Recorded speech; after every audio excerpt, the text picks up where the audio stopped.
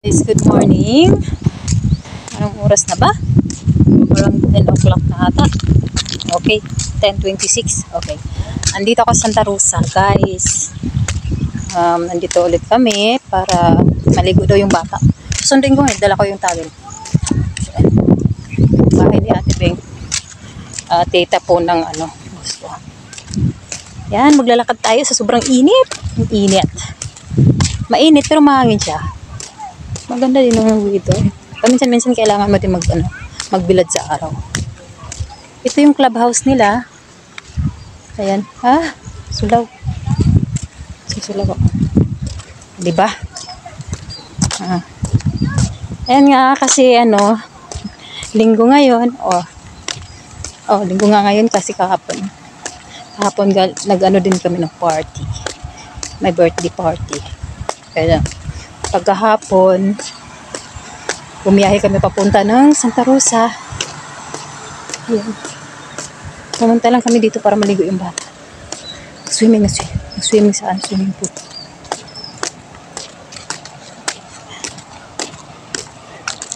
Ayan guys, malapit na tayo sa swimming pool. Malapit na. Dito na ako sa clubhouse.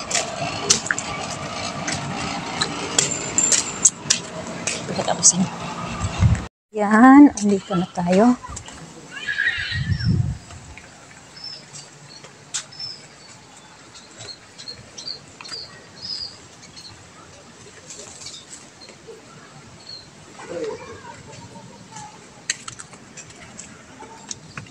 Morning, ma'am. Good morning po. Yun,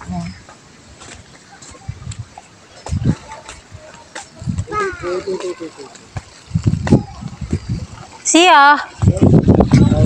Ang sarap ng tubig. Ano pa init? Mainit? Hindi sobra init. Yung katamtaman lang. Aray! Sarap sana maligo eh. Kaya nga. Kaso hindi. Yung maka Red tide. Red tide. Hindi, tawag ka ng Nang? Yung tao, open mo yan, Ayan, sa baba, tanong mo. Dito? Tanong mo lang kung pwede. Okay. Pa-open mo lang. Sige po.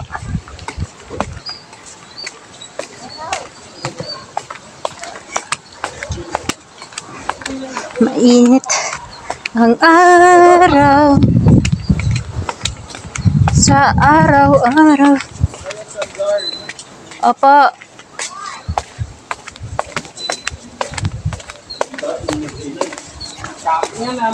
Excuse me po.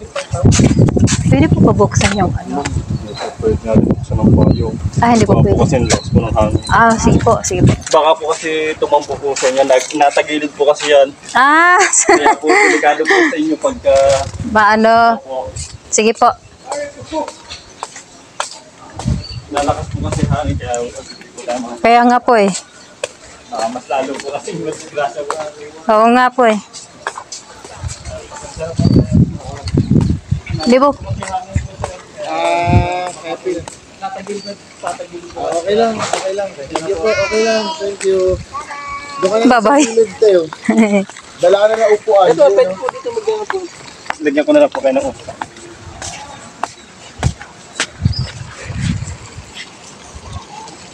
Thank you.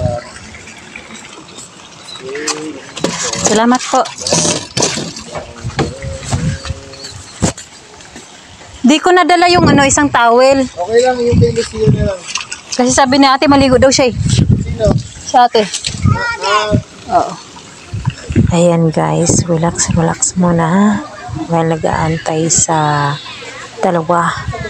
Kasi sabi, 11 pa daw sila aahon. Ayan. Chillax muna tayo na. Ito yung Solin Resort. Nakita nyo naman. Maganda siya, malawak. Yun yung clubhouse nila. Kahapon may nag-birthday, ang ingay-ingay nila. Siyempre birthday, di pa maingay talaga. Ayan. Ito naman yung swimming pool nila, ang ganda. Di ba nakita nyo naman yung nakaraang nag-upload ako, kung meron man akong na-upload yun. Same lang din kasi siyempre paulit-ulit lang naman kami pa balik-balik dito ba, kaya ganun. Ayan guys, tingnan yung kung gaano kan ganda ng langit. Yung weather lang kasi minsan umulan, minsan umaaraw. Tulad ngayon, sobrang lakas ng araw. Ang ganda siya. Maganda din naman kasi kahit mainit siya, may hangin. May dalang hangin siya. Presko din siya. Ayan. Dito sa sa Santa Rosa, parang probinsya siya, pero na siya. Ang ganda. Maganda kasi malawak yung mga lupain nila dito. Yung mga villages, ang laki ng mga nila. Bahay-bahay dito. So, ibig sabihin, puro mga mayayaman na nakatira dito sa sobrang init Santa Rosa. O, diba? Kita nyo naman kung gaano kaganda na. Maligamgam na yung tubig. Pero guys, ang maligamgam yung tubig na yan. Dahil sa sobrang ng tirik ng araw. 10 o'clock pa lang yan maligamgam na yung tubig, mainit-init. Imbis diba dapat malamig siya.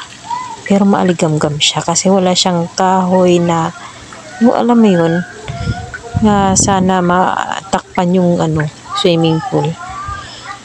Wala direct to sa direct sunlight yung sunlight direct to water. Parang ganun lang siya. Yung paano sasabihin, basta ganun na yun. Maligamgam ang tubig.